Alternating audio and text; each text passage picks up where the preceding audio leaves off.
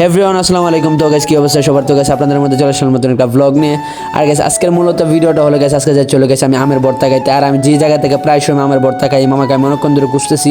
তো অবশেষে আমি মামাকে পাইছি। তো চলো মামার কাছে যাও।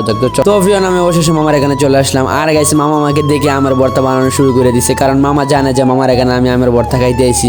আর গাইস তারপরে মামাকে আমি জিজ্ঞাসা করলাম যে মামা আজকে তো লেট হয়েছে কেন? মামা বলছে যে আমি আরেক জায়গায় গিয়েছিলাম তো এই জন্য লেট করছি। আর গাইস এই যে মামা দেখো কি সুন্দর করে বানাইতেছে। আর ওফ গাইস আমের ভর্তাটা দেখে আমার পুরো প্রাণটা জড়াই গেছে।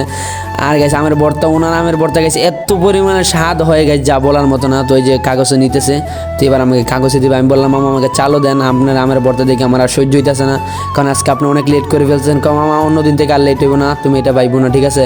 তো এই যে মামা দিতেছে। তো অবশেষে আমি আমের ভর্তাটা হাতে নিলাম। আর হাতে নিয়ে গাইস ওফ গাইস সে একটা আমের ভর্তা, আর কালারটা পুরো মিউজিক। তো অবশেষে আমি আমার আমের ভর্তা নিয়ে চলে আসলাম আমার অফিসে। তো চলো এখন আমি আমার আমের ভর্তাটা খাই আর দেখি কেমন মজা হয়েছে। তো গাইস খাইতেছি। তো ওফ গাইস যে একটা টেস্টি ছিল গাইস যা বলার মতো না গাইস, অনেক টেস্ট হয়েছে, ঠিক আছে?